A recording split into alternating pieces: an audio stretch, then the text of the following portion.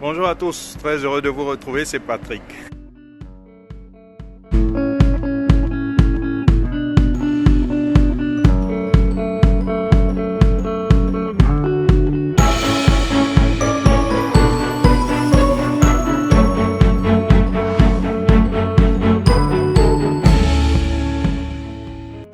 Nous sommes aujourd'hui en 2022, déjà au mois de février. J'espère que vous êtes tous dans la réalisation de vos objectifs. Il souffle désormais un vent de liberté. Nous pouvons dire qu'après les restrictions dues à la pandémie, nous retournons de plus en plus vers une vie plus ou moins normale. Et nous voici revenus à la jungle de l'acier, du verre et du béton qu'est la zone de Canary Wharf. Alors, d'une manière hybride, nous reprenons un peu notre vie normale. Mais il est important, lorsque nous reprenons notre vie normale, de rester focalisé sur nos objectifs. Non seulement les objectifs personnels, mais les objectifs aussi qui sont collectifs. En ce qui concerne les objectifs personnels, je sais que chacun d'entre vous a su les définir. C'est important d'avoir à définir les objectifs, de définir le flow, de comment ces objectifs vont être atteints, d'avoir un plan particulier et de passer à l'action. Voilà les 4 étapes que nous devons avoir pour définir nos objectifs. Mais l'objet de cette vidéo n'est point pour vos objectifs personnels, car je sais que vous êtes suffisamment conscients pour pouvoir les atteindre sans avoir besoin de quoi que ce soit. Mais les objectifs collectifs sont ceux pour lesquels j'aimerais faire cette vidéo aujourd'hui, parce que nous devons prendre conscience de ce qui nous attend.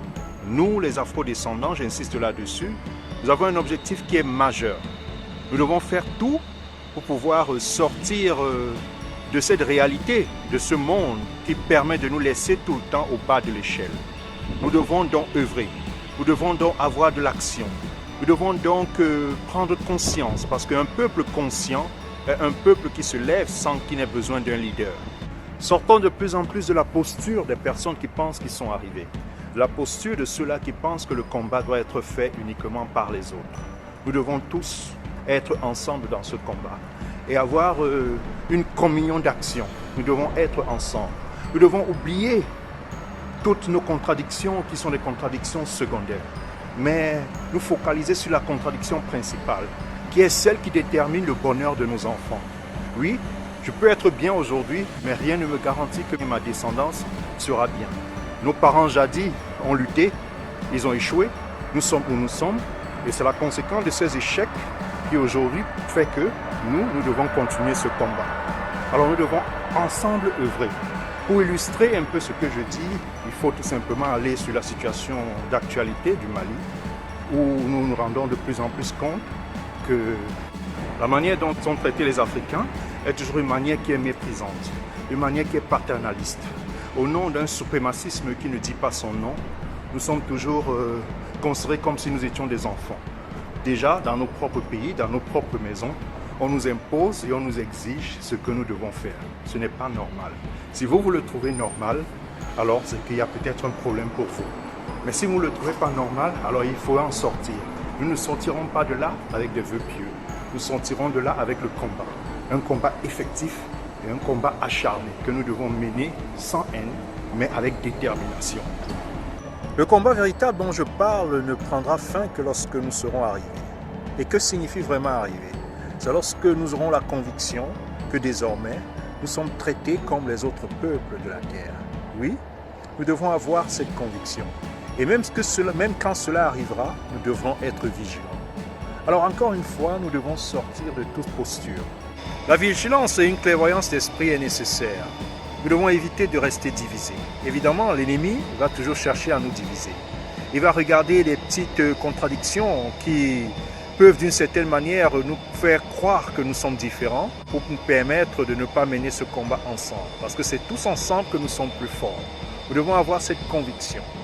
Si nous restons chacun dans son coin à essayer de combattre une réalité qui est difficile, alors notre échec ne pourra que continuer comme cela s'est fait jusqu'à présent. Il est temps pour les afro-descendants de sortir et de dire non. Oui, de dire non.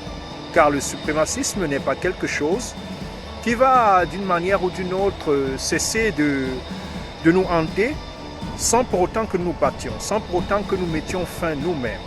Comme on dit toujours, la liberté, elle ne se donne pas, elle s'arrache. Nous devons donc l'arracher.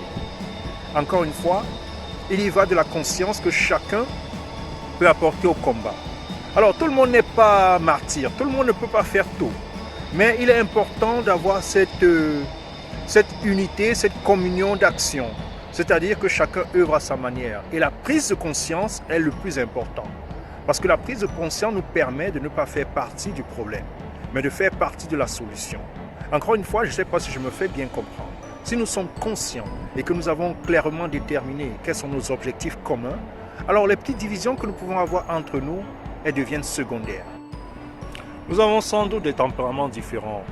Même si nous avons tous conscience de ce qu'il y a à faire, c'est sûr que la manière dont nous en sortons est peut-être différente parlant d'une personne à une autre. Alors, le plus important à savoir, c'est de comprendre que nous avons besoin de tout le monde. Nous avons besoin de l'énergie de tout un chacun. Que ceux qui sont les plus vigoureux viennent avec leur vigueur. Que ceux qui ont beaucoup plus de prudence viennent avec leur prudence. Et c'est ensemble que nous pouvons avoir une dynamique qui va permettre de pouvoir mener à bien tout ce combat. Restons dans l'action, restons motivés. Soyons dans le combat, dans la joie.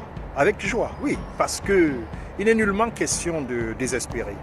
Mais il est question de s'assurer que chaque fois que nous avons une action à mener, que nous la menons à bout et nous la menons au terme. Voilà tout ce qu'on souhaite pour cette année. 2022 est une année qui sera top.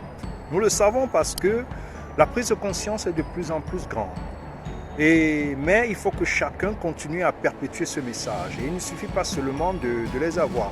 Comme je le disais tantôt, lorsqu'on a pris conscience de ce qui nous attend, lorsque on comprend les divisions qui sont cause de nos échecs, alors on commence de plus en plus à être plus vigilant et on commence de plus en plus à faire plus attention pour ne plus tomber dans ces pièges. La vie est sans doute belle, mais elle serait encore plus belle si nous savons que nous pouvons laisser à nos enfants un monde où ils ne pourront plus être dénigrés, ils ne pourront plus être méprisés. Voilà ce que nous devons faire. Nous avons à mener ce combat et à le mener véritablement. Soyez le relais de ce message, que chacun puisse le porter de la manière qu'il veut, dans les actions, dans les paroles. Nous devons tous ensemble, on ne cessera jamais de l'entendre, pour que ce message porte, pour que nos ancêtres viennent nous aider, pour que chacun y apporte du sien. Oui, c'est tellement important que nous devons lésiner sur aucun moyen. Voilà ce que je vous demande, voilà ce à quoi je vous invite. Chers frères, nous pouvons y arriver, nous allons y arriver. Mais il faut de la détermination, il faut de la conviction, il faut surtout de la force et il faut du courage. Oui, ce courage, nous l'avons. Et nous disons aujourd'hui à nos enfants, le monde que nous allons vous laisser sera différent du monde que nous avons reçu. Oui, c'est ça la promesse que nous pouvons faire à nos enfants.